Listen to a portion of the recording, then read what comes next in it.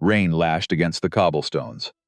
In the darkness of a carriage parked hard against the church wall, a gloved hand tapped on the window pane, slow, deliberate, as though it already knew someone was hiding inside. Outside, lantern light danced through the night. A man's voice called a name into the black emptiness. But the wrong one. He always got it wrong. Every time the anger rose in him. There are cities where women are bought and sold like horses, like parcels of land, like a debt that has finally come due. This was one of them. Footsteps grew heavier on the wet stone. A shadow fell across the glass. Inside the carriage, something, or someone, was holding its breath, waiting, and the only question no one yet dared to ask: why was that carriage parked right here, hard against the church, on this one fateful morning? Its door left open, as if it had been waiting. The carriage smelled of expensive tobacco and rain-soaked leather, and Adelaide Fenwick was hiding on the floor of it. She did not know whose carriage. She did not know who sat in the dark across from her. She only knew the lantern light bobbing past the window, the footsteps on the cobblestones, the voice, his voice, calling her name into the night like a hook cast into black water. Then a shadow fell over the glass, a gloved hand, tapping, slow and deliberate. Jasmine, darling. No, not Jasmine. Her name was Adelaide. But the man hunting her had never once bothered to learn it right when he was angry. Come out now, and I'll be gentle, she whimpered, pressed herself smaller, waited for the stranger in the corner to throw her out into the street. Instead, a hand settled on her trembling shoulder. Warm, steady. Nothing like the other one. He will not touch you, the stranger whispered, low, certain, a vow, not a comfort. I'll protect you. 2 taps on the roof. The carriage rolled forward, smooth, silent, sliding past the furious man with the lantern as if he were no more than a lamppost. And as the horses carried her away into the dark, Adelaide could not shake one single question. Why had this carriage been parked so very near the church? But to understand how she came to be folded on the floor of the most feared man in England, weeping into the velvet, we have to go back. To the morning of the wedding, to the day she was meant to be sold. She woke before the sun did. Adelaide lay still in the dark, listening to the house breathe around her. Old walls, old wood, a house that had once been grand and was now simply tired, the way everyone in it was tired. Somewhere down the hall, a clock tick-ticked. Counting, always counting. And this morning it was counting down to the end of her. She was 22 years old, and in 4 hours she would belong to another man. Not love, not partnership. Belong, like a horse, like a parcel of land, like a debt that finally came due because that was what she was now. A debt down the corridor. She heard it, the crying. Not the soft kind. Not the gentle weeping of a mother sending a daughter off to a happy life. No. This was the other kind. The broken kind. The kind that comes from a woman who has done something terrible and knows it. Guilt has a sound. Adelaide had learned that in this house, and her mother was making it. She closed her eyes. She did not cry. She had no tears left. She had spent them weeks ago. The night her father came home, reeking of brandy, and told her, without quite looking at her face, that the matter was settled, that the arrangements were made, that Garrett Holloway would clear debt the family owed, in exchange for one thing. Her. The house of Fenwick had been falling for years, slowly at first. Then all at once her father's gambling. That was the start of it. A man who believed every single time that the next hand of cards would save him. It never did. Then the bad investments. The loans taken to cover the loans. The servants let go, one by one, until only 2 remained. The paintings sold off the walls, leaving pale ghosts where they had hung for 100 years. The silver, the horses, the good name. And then, when there was nothing left to sell, there was Adelaide. Garrett Holloway came circling the way a thing circles when it smells a wound. A wealthy man. A respected man, if you only asked the men who feared him. He had appeared at her father's club one evening, with an offer dressed up as mercy. Clear the debts. Save the house. Save the family. And all he wanted in return was a wife. She had met him twice. The first time, he looked at her the way a man looks at livestock. His eyes went to her teeth, her posture, her hips. He did not see a person. He saw a purchase, and he was deciding whether she was worth the price. The second time was worse. He had cornered her in the library, backed her against the shelves where no one could see, and he had placed one hand around her throat. Not squeezing, just resting there, warm and heavy and certain. "You'll learn quickly," he had whispered. His breath was brandy and rot. Obedient wives live comfortable lives. The other kind learn to fear the dark. Then he smiled, and let go, and walked away as if nothing had happened. She had not slept properly since. Now the maids came to dress her, 2 of them, the last 2. Quiet women who would not meet her eyes. They laced her into the gown, ivory silk, pearls at the collar, a beautiful thing, paid for by a man who saw her as property, and with every pull of the laces, the corset tightened. Tighter, tighter, until she could not draw a full breath, until her ribs ached, until she felt less like a bride and more like something being sewn into a shroud. That was the word that came to her. Shroud. The veil came down over her face like a curtain falling on a life. Through it, the whole world looked pale, distant, already gone. "You look beautiful, dear," her mother said. But she said it to the mirror, not to Adelaide, because she could not look her daughter in the eyes. And Adelaide understood, in that moment, that her mother had already grieved her, already buried her. The girl in the mirror was a memory now. A story they would tell themselves later, over tea. Poor Adelaide. Married so well. Such a good shot. And they would believe it, because believing it was easier than the truth. The truth was simpler. They had sold her. The church was only 4 blocks away. She was meant to walk there. A grand procession through the streets. All of fashionable London lining the way to watch the Fenwick girl marry into the Holloway fortune. A spectacle. A show. Proof that the family had not fallen so very far, after all. But when she stepped outside into the gray morning, her father was not there. Of course he wasn't. He had gone ahead. Gone to drink himself into enough courage to give her away without his hands shaking. He could not even face the walk. So she walked it without him, flanked by 2 footmen. And here was the thing about those footmen. They were not there to escort her. They were not there for ceremony. Adelaide knew exactly why they were there. She had seen it in the way they stood. One slightly ahead, one slightly behind, boxing her in. They were there to make certain she did not run. But Adelaide had learned something in 22 years of being bargained over and traded and arranged. She had learned to be patient, to watch, to wait for the single moment when the men who owned her looked the other way. And she had learned that the moment always comes. You only have to be ready when it does. They were halfway to the church when it happened. A street vendor's cart, stacked high with apples. One wheel caught a gap in the cobblestones and turned, and the whole thing went over with a crash. Apples everywhere rolling, bouncing, scattering across the wet stones in every direction. And both footmen turned to look, both of them, at the same instant. For one breath, maybe 2, 3 seconds. That was all she had, 3 seconds. Adelaide ran. The satin slippers were useless. She knew at the moment her foot hit the stone. No grip, no purchase, just silk on wet rock. Her ankle nearly went out from under her on the second step. But she did not stop, because stopping meant Garrett. And anything was better than Garrett. She gathered the gown in both fists and hauled it up out of her way, and she ran, behind her, shouting. The footmen had noticed. Of course they had. They were faster. They wore boots. They were not strangling inside a corset. The math was simple. They would catch her in minutes, unless she could disappear first. She tore the veil from her face and let it go. It caught the wind and lifted and floated up behind her like a ghost shedding its body.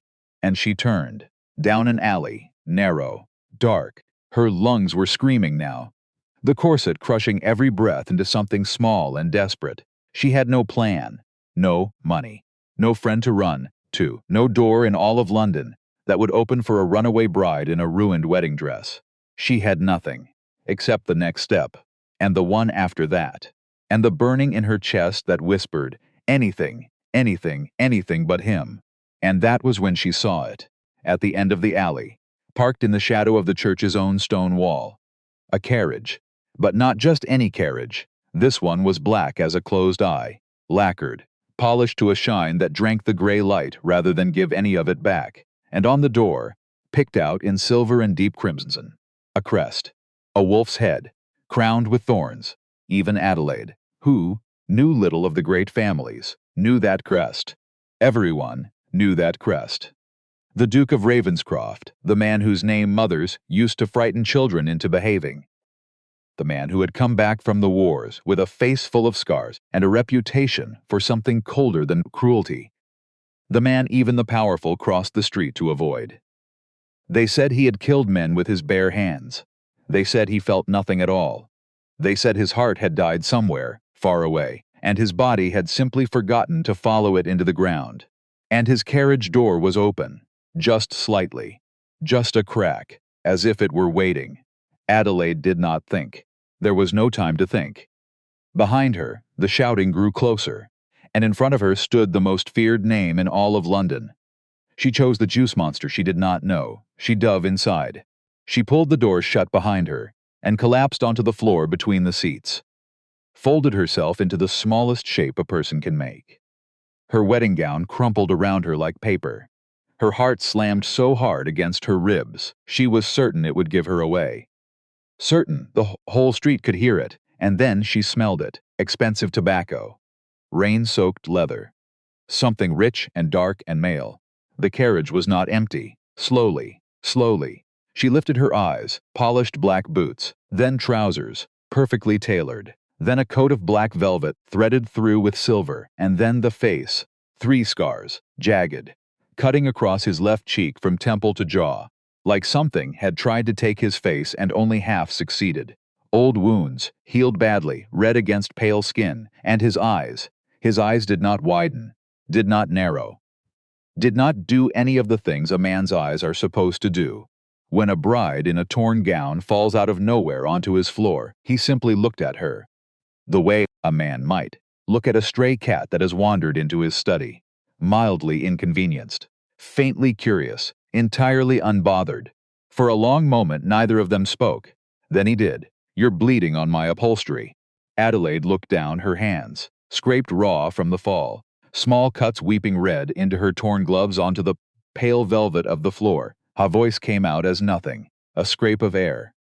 She tried again. "I'm sorry I didn't. You're the Fenwick girl." It was not a question. She stared at him. "The one being sold to Holloway today," he said flatly. "The way you might read a name off a list. Half of London has talked of nothing else for a week." She could not answer. Her throat had closed. He leaned back against the seat, studied her with that cold, patient detachment. A man with all the time in the world and very little interest in how she chose to spend it. "Does he know you're here?" "No," the word tumbled out. "No, I ran. I didn't know where to go. She stopped. Heard how small she sounded, how pathetic. A grown woman curled on a floor, begging a stranger. "Please, please don't send me back to him. Why would I do that?" His tone was almost bored. "Holloway's business is no concern of mine." "Then let me go." She gripped the edge of the seat. "Please, just let me go and I'll vanish. You'll never see me again. No one will ever know I was here." His eyes narrowed. "Just slightly. You misunderstand." His voice did not rise. It did not need to. "I'm not keeping you because of Holloway. I'm keeping you because you are, at this moment, trespassing in my carriage.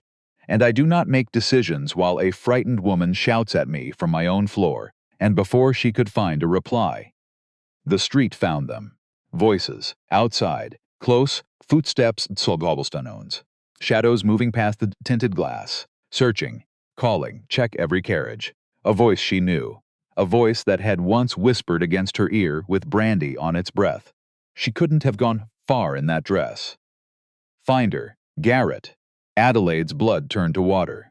She looked up at the Duke, her eyes begging where her voice could not. But his face had not changed. He simply watched her, clinical, waiting, it seemed, to see what she would do. The footsteps came closer. A shadow fell across the window. She stopped breathing, the door handle rattled. And then the Duke moved. One smooth motion. He reached down and took her by the arms and lifted her up off the floor and onto the seat beside him. Before she could understand it, before she could even gasp, he swept his heavy cloak off his shoulders and threw it over her, covered her completely, and drew one arm around her, pulling her into his side, against the velvet of his coat, so that to anyone looking through that glass there was only a duke, alone, his cloak heaped carelessly beside him. "Don't move," he breathed. Barely a sound at all. "Don't breathe too loud." The door swung open. Cold air rushed in, and with it came Garrett Holloway's voice. "Your Grace, careful, polished, respectful on the surface, but underneath it, simmering, the rage of a man whose property had walked off. Forgive the intrusion. I'm searching for someone. A young woman, in a wedding gown.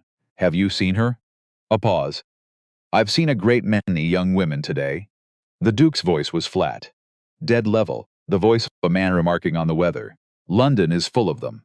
You'll have to be more specific. This one is my bride. A beat. She's unwell, confused, not in her right mind. I need to find her before she does herself harm." How tragic. There was nothing in those two words. No sympathy, no warmth, nothing at all.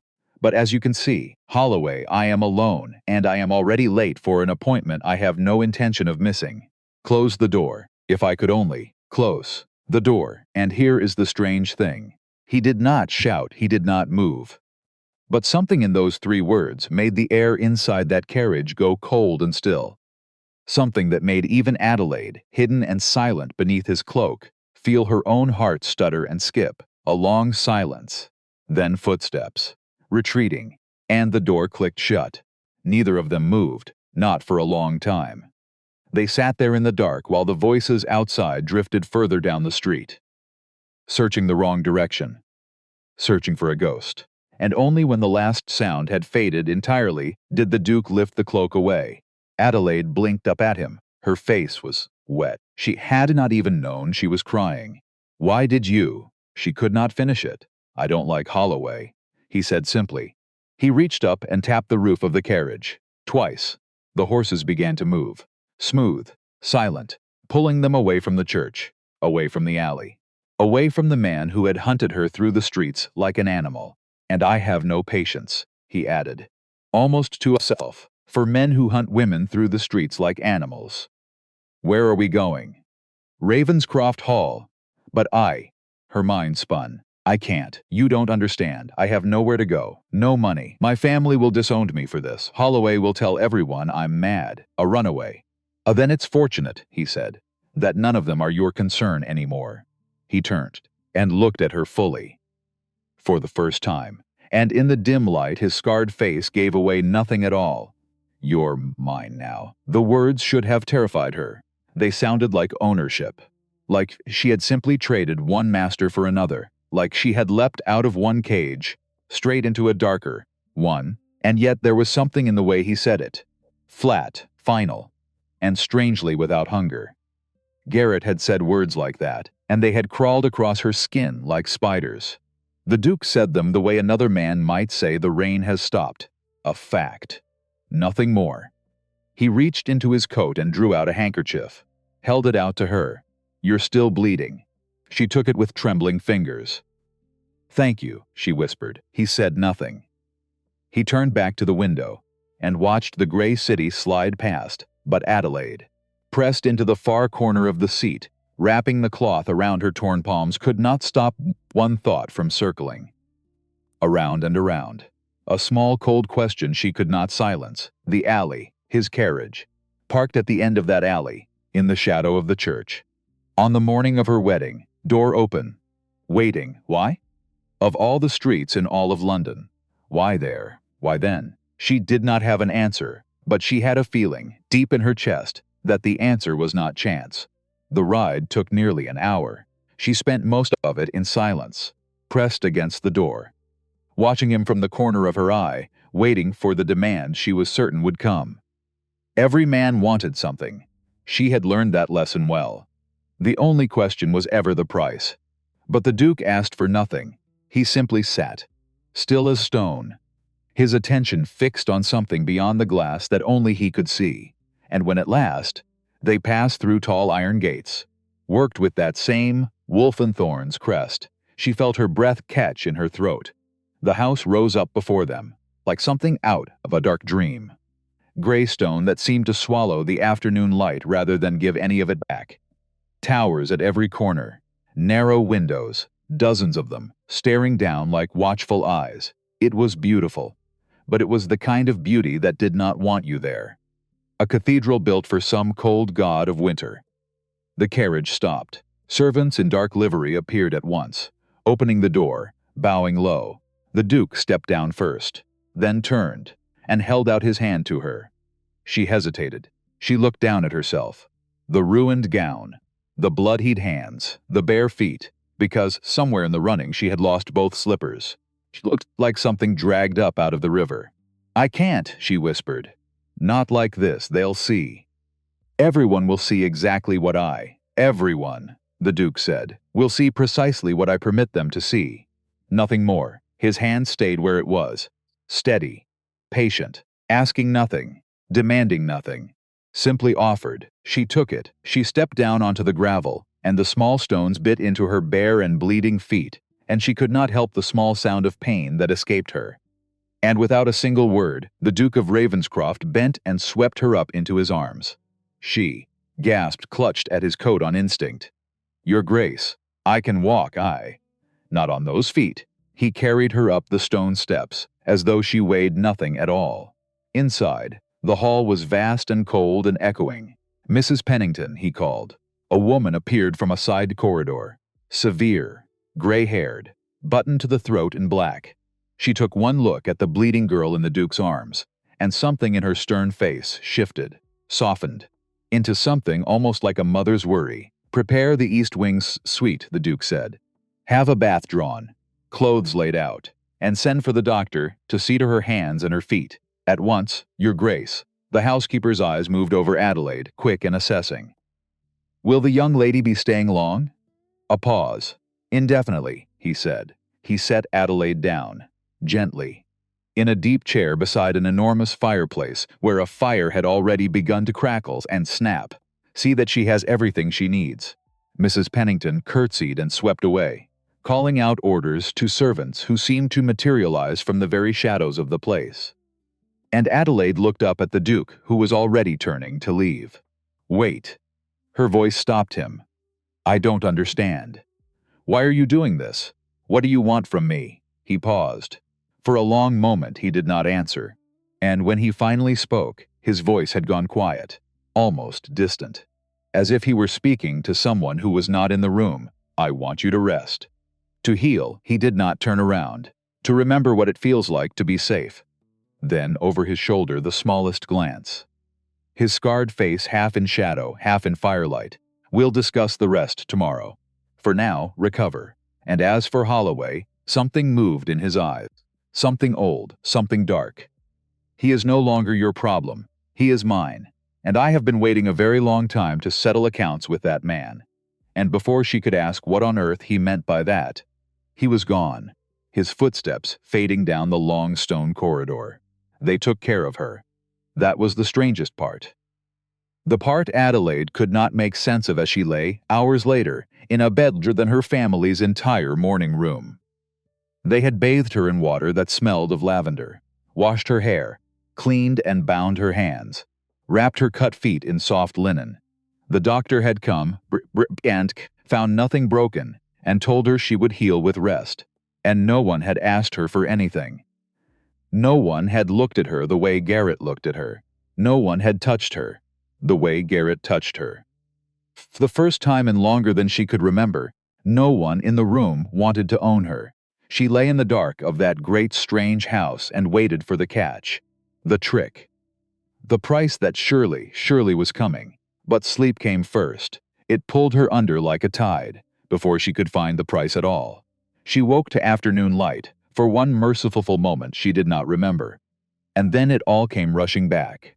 The wedding, the alley, the carriage, the scarred face, and the cold eyes and the words, "You're mine now." A dress had been laid out for her, deep burgundy wool, simple, warm, none of the suffocating layers of the gown they had buried her in the day before. She dressed slowly, her body ached, but she was alive, and she was not married to Garrett Holloway. And those two facts, taken together, felt very close to a miracle. That was when she found it. She had been looking for nothing in particular, just crossing the room, and her eye caught on the writing desk in the corner. A drawer not quite closed. A single sheet of paper caught in it, half pulled free. She should not have looked. She knew she should not have looked.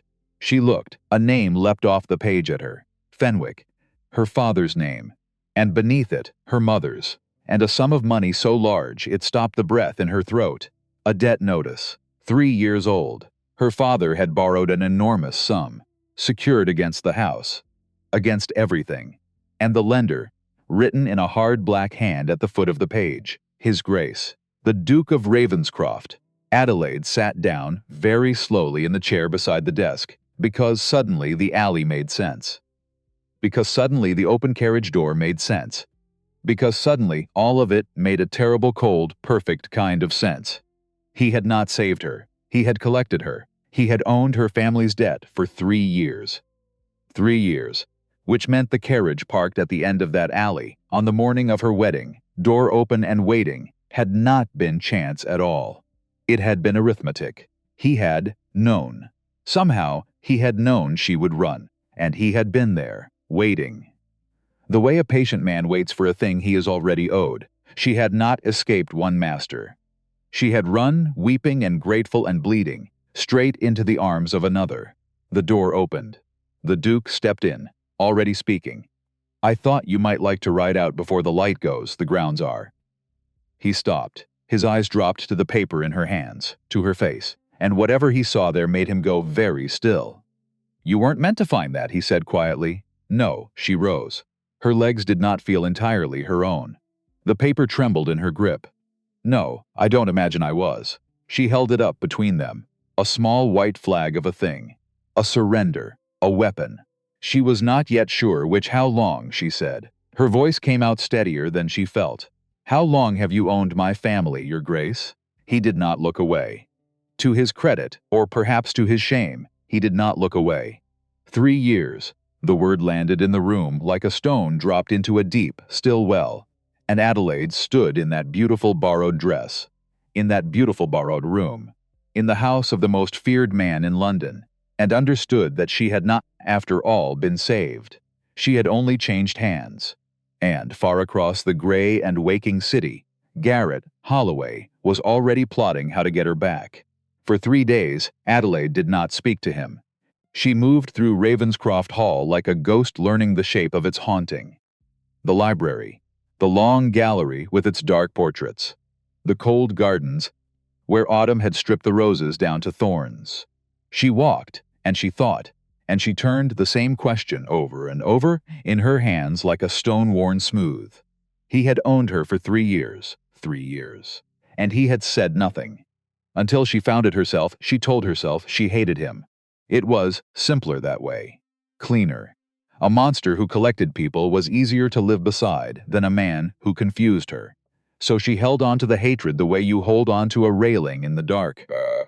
Except the hatred kept slipping, because he did not act like a man who owned her.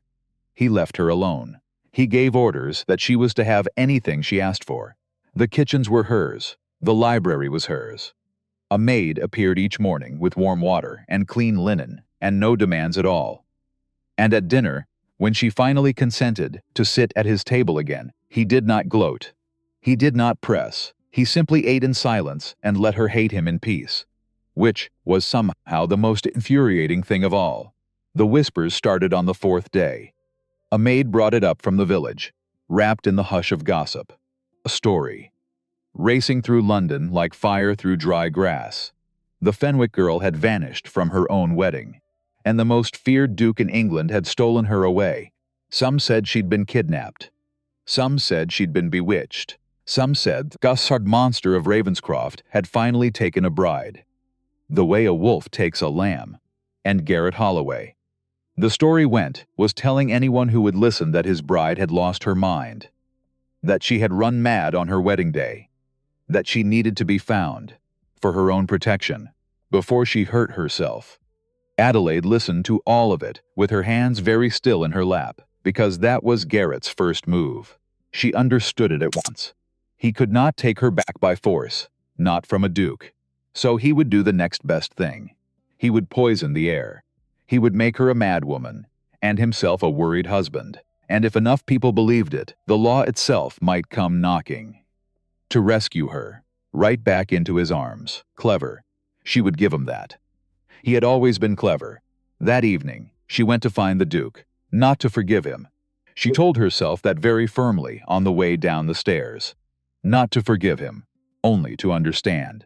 Because a woman fighting for her life cannot afford to misunderstand the men around her.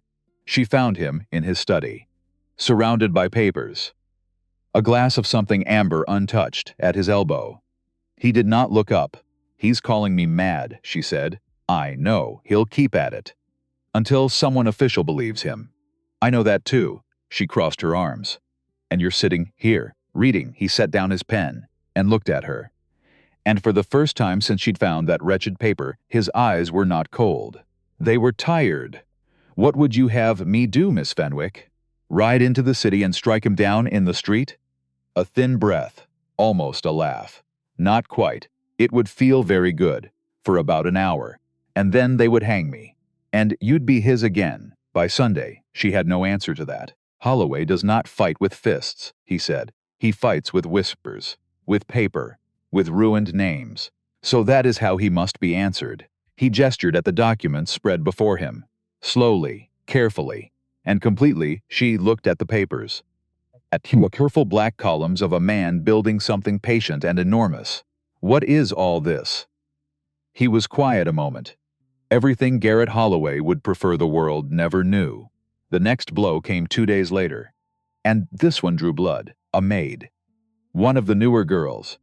Caught in the corridor outside the Duke's study late at night, her ear pressed to the door, a folded note half hidden in her apron. Mrs. Pennington dragged her into the great hall by the wrist, white-faced with fury. The girl wept, confessed everything in a tumble. She had been paid, a man in the village. Coin pressed into her hand and a problem of more. All she had to do was listen and report anything she heard about the Duke, about the girl, about the papers on his desk, a spy in the house. Adelaide stood at the top of the stairs and watched it all and felt the cold creep back into her bones. Because this was the second move. Garrett had eyes inside these walls now. Or he had, until tonight. And a terrible question rose in her. How long had the girl been listening? How much had she already carried back? The Duke came, looked at the weeping maid for a long silent moment. And then, to Adelaide's surprise, he did not rage. He crouched down to the girl's level. "How much did he offer you?"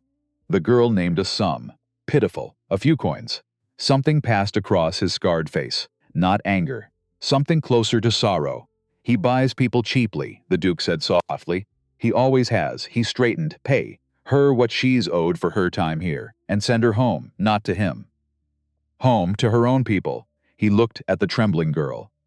"Tell Holloway whatever you like. It changes nothing. There is nothing in this house he can use." But Adelaide saw the truth of it in the set of his jaw. There was something in this house he could use. There was her. She could not sleep that night. So she did what she always did when sleep would not come. She went to the library. The fire was low. The house was still.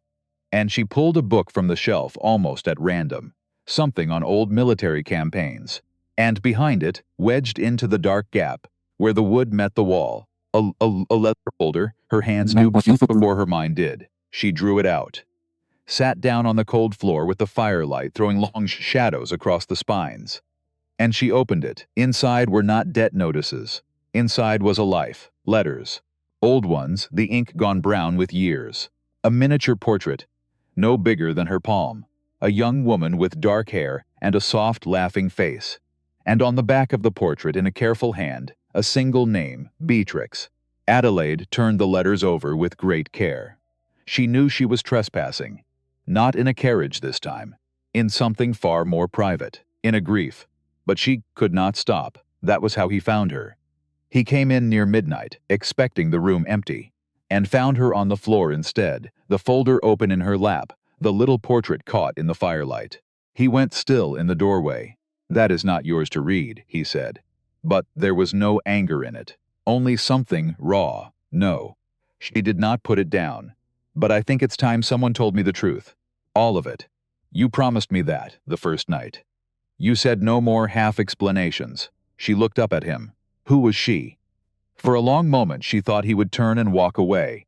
Instead, and sat down, across from her. Like a boy. This great feared man, with the fire between them. And he began to speak. Her name was Beatrix, he said. And 5 years ago I failed her. The story came out slowly. In pieces. Like a wound being unwrapped. 5 years ago the Duke of Ravenscroft had been a younger man. Softer, he said, though Adelaide could not quite imagine it. He had believed then that a good man with enough courage could simply stand in front of cruelty and make it stop. Beatrix had been a merchant's daughter. No great fortune, no family to speak of. And Garrett Holloway had won her, not for love, for her father's shipping connections. For the ports the family could open to him, she had refused him. So Garrett had gone to work. It started small, the Duke said. He stared into the fire. Threats with no name on them. Then her father's warehouse caught fire. Then his ships began to have accidents. Then his partners disappeared, one by one, as if some hand were closing slowly around the whole family's throat. And you tried to stop him, Adelaide whispered. I tried to stop him, his mouth twisted. I was a fool. I challenged him in public, threatened to expose his methods to anyone who would listen. I thought a man's reputation was a shield, a pause. It is only a shield if you are willing to die behind it. I was not yet that brave. His hand rose, almost without his knowing it, and touched the scars on his cheek. He sent men. 4 of them. They caught me in an alley. His voice did not shake, and somehow that was worse than if it had. They held me down. And Holloway watched. He told them where to cut. He wanted it to scar. He wanted everyone, for the rest of my life, to see what happens to a man who interferes with Garrett Holloway. Adelaide's hand had risen to her own mouth. She did not remember moving it, and Beatrix? She married him a month later. The fire popped. The shadows lurched. I tried to stop the wedding too, but she begged me not to. She said if I came near her again, he would kill her father, and she believed it. So did I. He drew a slow breath. She married him to save her family. And 6 months later, she was dead. How, they said. Pneumonia. His eyes were very far away now, in another room, in another year. I forced my way in to see her 2 weeks before the end. There were marks on her throat, the exact size and shape of a man's hand. He did not need to spread his fingers. The silence did it for him. I swore on her grave. The Duke said that I would destroy him, not kill him. Death is too quick, too kind. I swore I would take everything. His money, his name, his freedom. Everything he had ever stolen from anyone, I would take back and burn in front of him. He finally looked at her. And then 5 years passed. And he found another girl with no one to protect her. And arranged another wedding. And I sat in my carriage at the end of an alley near a church. On the morning of that wedding, his jaw tightened. Not to collect a debt. Miss Fenwick. To stop a funeral before it could be arranged, Adelaide could not breathe, because everything had just turned over. Agon. The next blow came from the last place she expected. Her own blood. She had been searching the folder for more of Beatrix. Instead, between 2 old letters, she found a different page, newer. A copy of a court record, 5 years old. A hearing.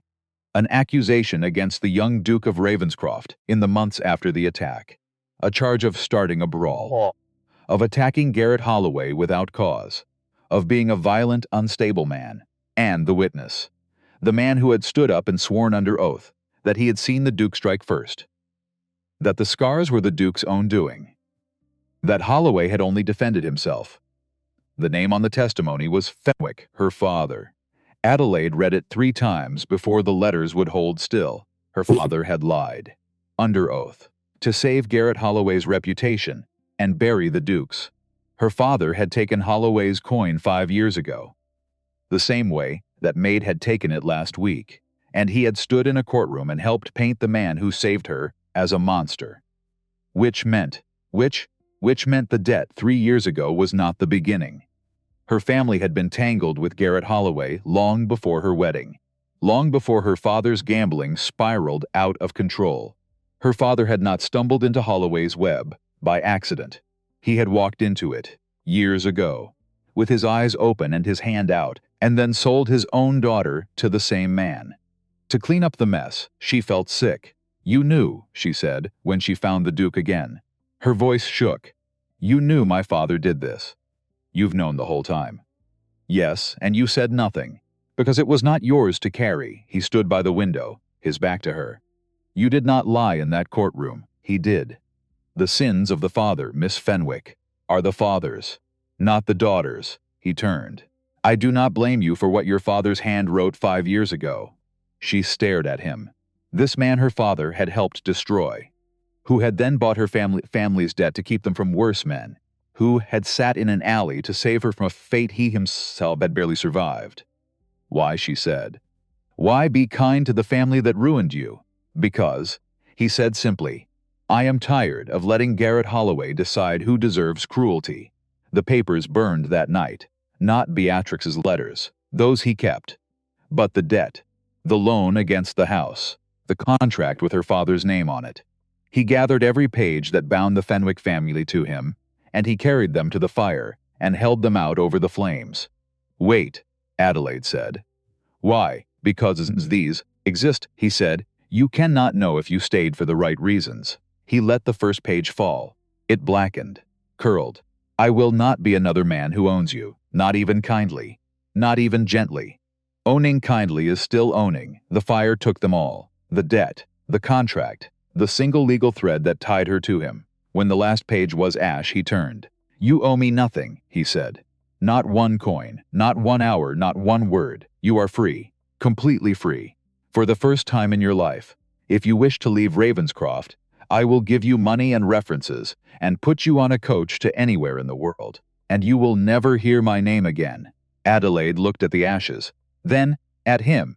"And if I want to stay, then you stay as my equal, never my property. The choice is entirely yours. It always should have been." Garrett's next move came by letter. A footman brought it on a silver tray 3 days later. No crest, no seal, just her name, in a hand she would have known anywhere, because it had once been pressed against her throat. She read it standing in the great hall, and the cold came back. But it was a different cold now, not fear. So something harder. He had given up calling her mad. He had a better blade now. He wrote that he had found new use for the old court record, the one with her father's name on it. He wrote that if she did not come back to him, quietly, within the week, he would see her father charged with perjury. An old crime, yes, but provable. And he would not stop there. He would drag her mother into it, the whole family. He would finish the ruin he had started years ago, and this time there would be no house left. No name left, nothing left, unless Adelaide came home, like a good wife, like an obedient one. For a long moment, she stood very still, and then a strange thing happened. She waited for the old feeling, the shrinking, the making herself small, the voice that had lived in her for years, whispering that she was a thing to be traded, a debt to be paid, a problem to be quietly removed. It did not come, because something in her had changed inside these cold, gray walls. Something a scarred man had done, not by saving her, but by handing her a choice and a fistful of ashes and stepping back. She had stopped being someone things happened to. The Duke found her, with the letter still in her hand. "He's threatened my family," she said. "Perjury. He'll ruin them. All of them. Unless I go back." His face went dark as a storm front. "Then he has signed his own warrant. Blackmail in writing, in his own hand. Give it to me. I'll have him before a magistrate by—" "No." He stopped. "No?" She set the letter down on the table between them, and she looked up at him, and there was something new in her face, something he had not seen there before, not in the carriage, not in the firelight, not in all the days under his roof. There was a plan in it. "You've been trying to destroy him for 5 years, she said, carefully, from the shadows, building your case page by page, waiting for the perfect quiet moment." She shook her head slowly. "But Garrett doesn't fall in the quiet. I know him. I sat across from him. I watched him work. His weakness isn't his crimes. It's his pride. The Duke went very still. Listening, he cannot bear to be made small in front of people he wants to impress, she said. He needs an audience for his cruelty. So we give him one. She tapped the letter. Not a magistrate's office, not a courtroom. Somewhere public, somewhere grand. Somewhere all of London is watching. Where his pride won't let him stay silent, and his temper won't let him stay safe. The Royal Masquerade, the Duke said slowly. A fortnight from now. Half the kingdom will be there. The king himself, he'll be there too. He'd never miss it. His vanity won't allow it. Adelaide's eyes were burning now. And when he sees me, on your arm, unbroken, wearing your name in front of everyone he's ever wanted to impress, she let the thought finish itself. He'll do something foolish, the Duke breathed. He'll do something foolish. In front of witnesses. And then your 5 careful years and his 1 careless moment will meet in the same room. She lifted her chin, and we end it. Together, for a long moment, the Duke of Ravenscroft simply looked at her. And then something happened to his ruined face that she had not seen before. The scars did not vanish, but they seemed, somehow, to soften. The cold lifted, and in its place came something that was almost a smile. You are going to be a great deal of trouble, he said. Aren't you, Your Grace? And for the first time in longer than she could remember, Adelaide felt the corner of her own mouth lift. I certainly hope so. He held out his hand. Not to carry her this time, not to hide her. To shake. Partners then. She took it. His grip was warm, steady. Partners. The night of the Royal Masquerade. All of London came to glitter. The King's Palace blazed with 1,000 candles. Carriages stretched down the long drive like a river of black lacquer and gold. And inside, beneath ceilings painted with gods and angels, the most powerful people in England turned and danced and whispered behind masks. Adelaide Fenwick stepped down from the carriage into all of it. She wore a gown of deep emerald silk, cut clean and simple. The kind of dress that does not beg for attention but commands it anyway. A silver mask covered the upper half of her face, set with small emeralds that caught the light when she turned her head. Her dark hair was swept up. Her spine was straight. Weeks ago, she had run through these streets in satin slippers, bleeding, weeping, with no name and no future. Tonight she walked up the palace steps, as though she had been born to climb them. Beside her, the Duke wore black, as he always did. But his mask was plain silver, and somehow it did not hide the scars at all. It framed them, made them part of the architecture of his face.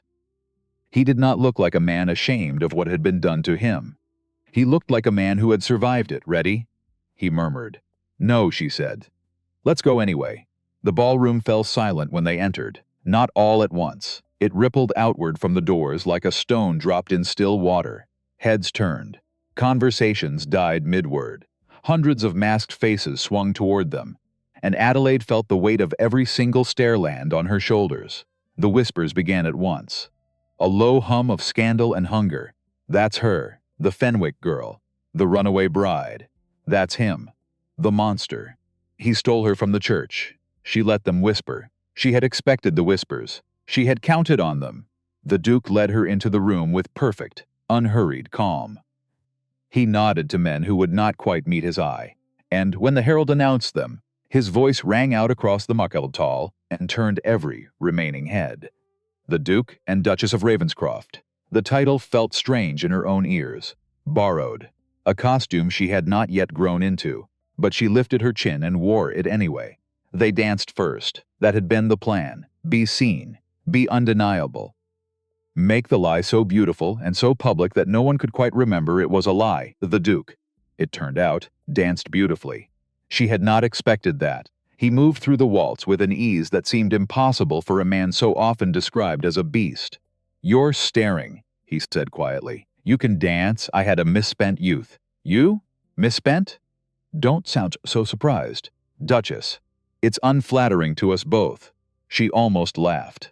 Almost. In the middle of the most dangerous room in England, with her whole future balanced on a knife's edge, this scarred man had nearly made her laugh. Then his expression changed. The smallest shift, he's here, he said. She did not turn. Where? By the refreshment table. Watching us, a beat, pretending not to. What's his face doing? Calculating. Good, Adelaide said softly. Let him calculate.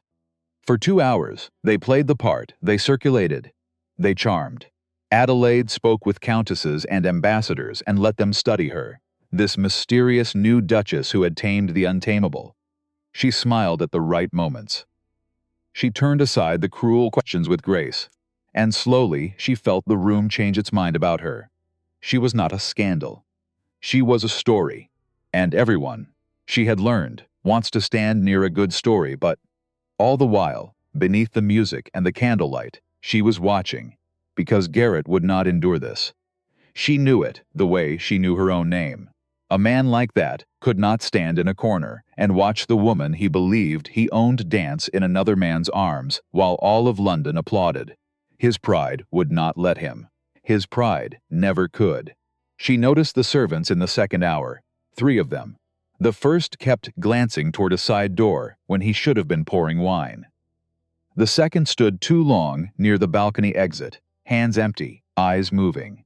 And the third had drifted close, too close, hovering at the edge of every conversation she and the Duke had, as though collecting their words. And their uniforms were almost right. But not quite. The cut was wrong at the shoulder. The buttons a shade too bright. These were not palace staff, these were Garrett's men, dressed as servants, planted around the room like teeth in a closing jaw. Crispin, she said, the first time she had used his name. It stopped him mid-sentence with the French ambassador. Something's wrong. What? 3 of them. The servants. They're his. The uniforms are wrong. And they watch the exits, not the guests. His eyes swept the room without seeming to move at all. Found the first man. The second. The third. He's not here to argue, the Duke murmured. He's here to take you, in the chaos. When no one's looking. The balcony, most likely. Out into the dark. Away from witnesses, the cold touched her spine. Then we leave, he said. Now, he took her arm, turned them both toward the great doors. And that was when the first false servant dropped his tray. The crash was, crystal exploding across marble. The whole ballroom flinching toward the sound. Every masked face turning at once toward the shattered glass. And in that single breath of distraction, Garrett Holloway stepped directly into their path. He had not bothered with a mask. He wanted to be seen. Duchess, he said, and his voice carried, pitched to fill the sudden hush. How lovely. I was just telling these gentlemen the most fascinating story about your marriage. 2 palace officials stood at his shoulders. Real ones. He had brought witnesses of his own. The Duke moved half a step, putting his body between them. Step aside, Holloway. I'm only concerned for the lady. Garrett's smile was a beautiful, poisonous thing. You see, there are rumors that the Duke here used her family's debts to force her into marriage. That she was never given a choice at all. He turned to the gathering crowd, playing them like a fiddle. I've brought documentation. Proof that His Grace held this poor girl's family in his grip on the very morning of her wedding. The whispers swelled. Adelaide felt the room begin to tilt against them. That's a lie, she said. But it came out smaller than she wanted, because it wasn't entirely a lie. He had held the debt, the paper had been real, and Garrett, watching her face, saw the flicker of doubt and pounced. Was it? He spread his hands to the crowd. The very picture of reluctant concern. A penniless girl, fleeing one marriage, only to be claimed at once by the very man who owned her family's future. The timing is rather convenient, don't you think? Perhaps the poor creature was never free to choose at all, and there it was, his whole plan, laid bare in a single elegant stroke. He could not take her by force from a duke, so he would make her a victim, make the marriage a crime, make himself the rescuer. And if he convinced enough of the right people, the king himself might intervene, annul it, hand her back. She saw the doubt blooming on the faces around her. Friendly faces, 3 minutes ago, now uncertain. She felt the old fear rise up to swallow her. And then she remembered the ashes in the fireplace, the choice he had given her, the hand he had offered to shake as an equal, and she stopped being afraid. She stepped forward, out from behind the Duke's protecting arm, into the open. into the center of the circle where every eye in the room could find her. "The documents you describe," she said, and her voice did not shake now, "were burned. By His grace. At my request. The debt no longer exists. At your request." Garrett's tone dripped sympathy. "Or at His command. My dear, it's plain you've been manipulated. No one blames you." "The only person who ever manipulated me," Adelaide said, "was you." The room went very quiet. "You threatened me. In my own father's library. You told me what obedient wives could expect." Her voice rose, clear and ringing, carrying to every corner. "You bought my family like livestock and called it a marriage. His grace gave me a choice." She turned slowly to the watching crowd. "You never gave me anything but fear." "This is absurd," Garrett snapped. The mask of concern was slipping. "Your Grace." He appealed to one of the officials. "Surely you see this woman needs protection from you," Adelaide said. And then she went for his throat. "Everyone in this room knows your name, Mr. Holloway. And everyone in this room remembers what happened to Beatrix." A gasp somewhere, the name dropping like a blade. "Your first wife. Dead, 6 months after she married you." "Pneumonia," they said. She held his eyes. "But we both know what was around her throat at the end, don't we?" The crowd's murmur changed. It was no longer the hum of scandal. It had become something darker, something with an edge to it, because everyone had heard the old story of Beatrix. Everyone had whispered it. But no one had ever dared say it aloud. In a room, to his face, Garrett's careful composure cracked straight down the middle. "You have no proof," he hissed. "Of anything?" "No," Adelaide agreed. And she turned to the Duke. "But he does." The Duke of Ravenscroft reached into his coat. He did not hurry. He had waited 5 years for this. He could afford to be slow. He drew out a thick folder, bound and worn. The work of half a decade of patient nights. "Funny you should mention proof, Holloway," he said, and his voice was winter itself. "I have here a record of every illegal arrangement you've made in the last 10 years. Bribes, extortion, the officials you've bought." His eyes flicked, deliberately, to the 2 men at Garrett's shoulders, both of whom suddenly looked as though the floor had turned to ice. "Some of whom, I notice, are standing very close to you tonight." The 2 officials stepped back, quickly, as if from a man on fire, and then the Duke went on. "There is the cargo from Calais, last spring. The girls you brought in and listed as domestic servants." His voice dropped, and the whole silent room leaned in to hear it. The youngest was 14 years old. "I have the bills of I have the witnesses. I have all of it." Garrett's face had gone the color of ash. "Shall I read it aloud?" the Duke asked, almost gently. "Here, in front of the King's own court? Or would you rather leave with what little dignity you have left? You're bluffing." The ship was the Marguerite. It docked on the 11th of April. "You paid the harbor master £40 to look the other way. His name was Coombe. He has already spoken to my people." A pause. "Am I still bluffing?" Garrett Holloway opened his mouth, and nothing came out. For one moment, Adelaide thought it was over. She thought she would watch the proud man crumble, watch the room turn its back, watch 5 years of patience collect its debt at last. But cornered animals do not surrender. They lunge.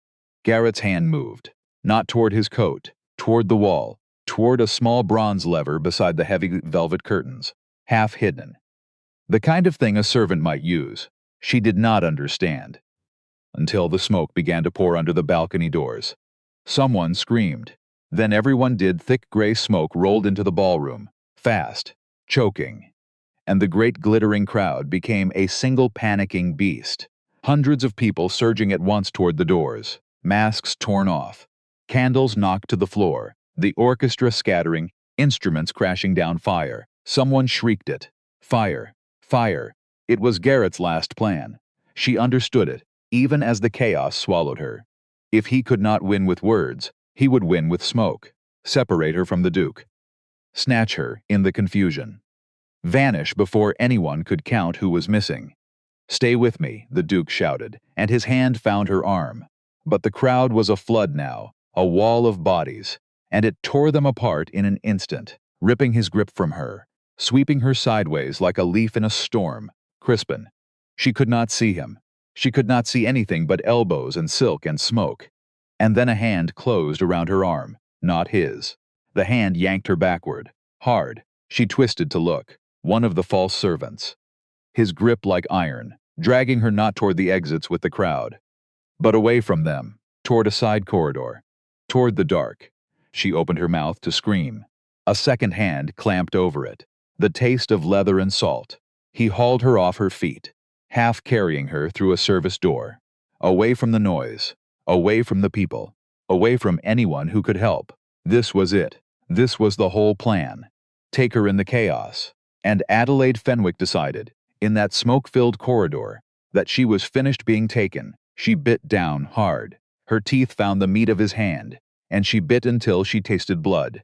And the man bellowed, and his grip loosened just enough, just enough. She wrenched free, and she ran, up a narrow servant's staircase, the smoke thinning as she climbed, her lungs burning, her emerald gown gathered in both fists. She had no idea where she was going. She only knew it had to be up, and away, and now behind her. Footsteps, more than one set. He had not come alone. She burst through a door at the top and found herself in a private study. Books, a cold hearth, a single great window. She slammed the door and threw the bolt and spun around, looking for another way out.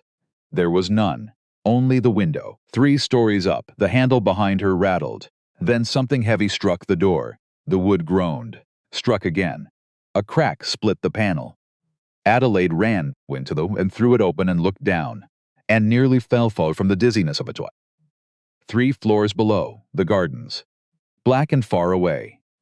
And running along the outside of the wall just beneath the window, a narrow stone ledge, barely wide enough for 2 feet, leading to a balcony, perhaps 15 feet away, where a door stood open to the night, 15 feet, on a ledge the width of a book, 3 stories above the ground.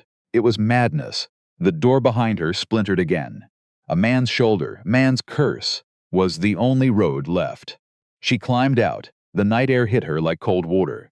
The wind caught her gown and snapped it around her legs.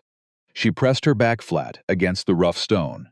And she did not look down. She would not look down. She fixed her eyes on the balcony, 15 feet away, and she began to move, 1 foot. Then the other, bit through her thin silk slippers.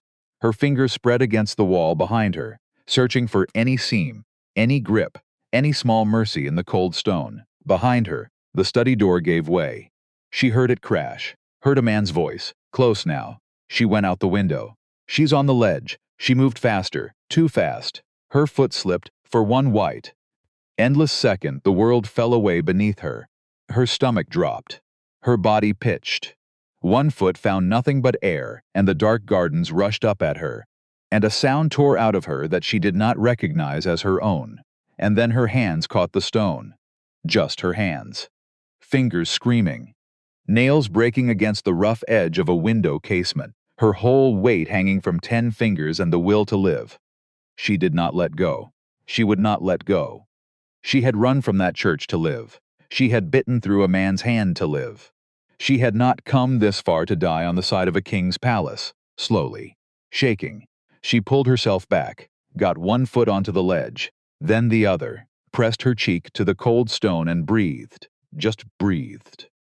For one trembling moment, then she kept moving. A hand shot out of the window behind her, grasping, catching the trailing silk of her gown. The fabric tore, but she was already past his reach, already at the balcony, already throwing one leg over the carved railing. Then the other, hauling herself up and over and down onto solid ground.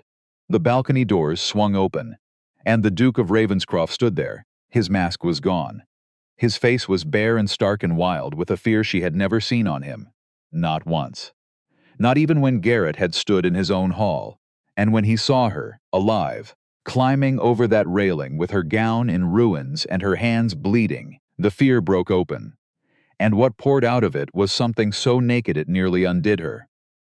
Adelaide. He crossed the distance in 3 strides and pulled her into the room. Into a study full of palace guards and officials who had gathered there, away from the smoke. Into his arms, his men, she gasped. They tried to take me. In the smoke. I know. We caught 2 of them on the stairs. He had her by the shoulders, his eyes moving over her, frantic, cataloging every scrape. The fire was small, contained to one room. He set it himself. A distraction, his hands were shaking. Those were feared man in England. His hands were shaking. I couldn't find you. In all of it, I couldn't find you. And I thought, I'm here. She caught his face in her bleeding hands. Crispin, I'm here. A palace official stepped forward and bowed. Your Grace. The building is secured. But Mr. Holloway was seen leaving through the servants' entrance. We can still pursue him. Let him run, the Duke said. He did not look away from her when he said it. Let him run.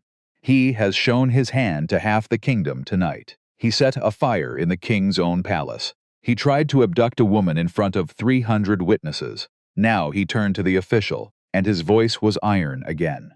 By morning, every door in London will be closed to him. The charges will be filed at first light. The Calais papers go to the magistrate tonight, and the men he bribed? Adelaide asked, a thin, cold smile. Already deciding it is safer to testify against him than to hang beside him. They left the palace an hour later. The smoke had cleared, the guests had gone, carrying the story out into the night like 100 lit candles. By dawn, all of England would know. The scarred Duke, the runaway bride, the villain who set fire to a palace and fled into the dark, and the truth, at last, set loose where no whisper could bury it. In the carriage, Adelaide leaned her head against his shoulder. She was exhausted past the edge of what she had thought a body could hold.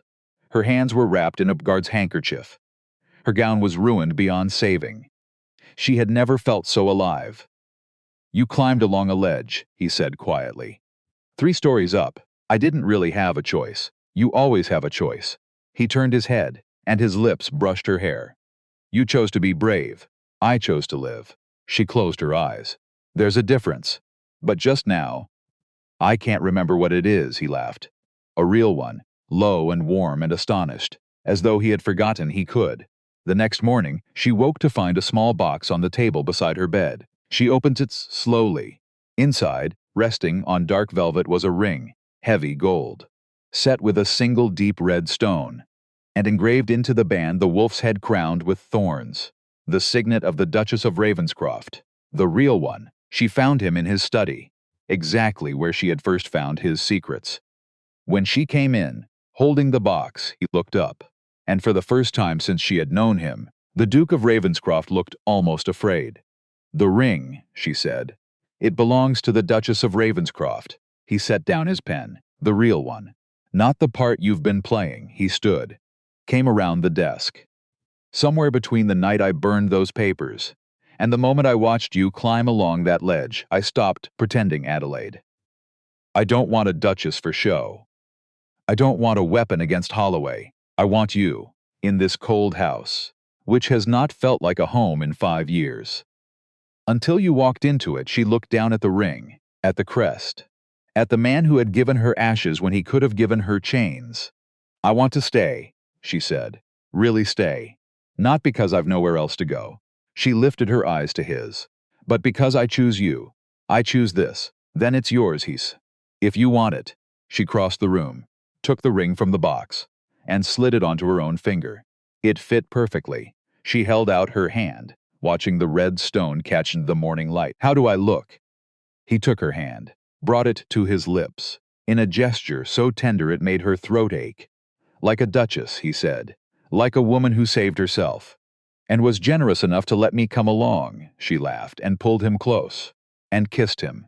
Soft at first, then not soft at all, and when they finally broke apart, he was smiling. That rare, whole smile that changed his entire ruined face.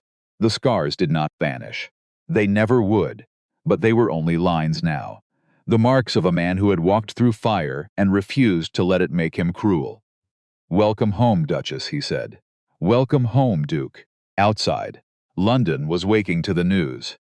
Garrett Holloway's name was already turning to poison in every drawing room and coffee house in the city. The trial would be a spectacle. The fall would be complete.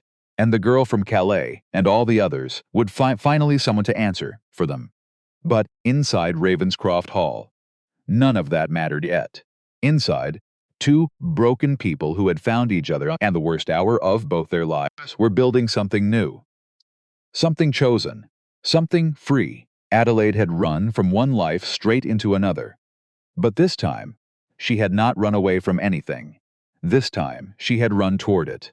And that, she thought, looking at the ring on her finger and at the man beside her, that made all the difference.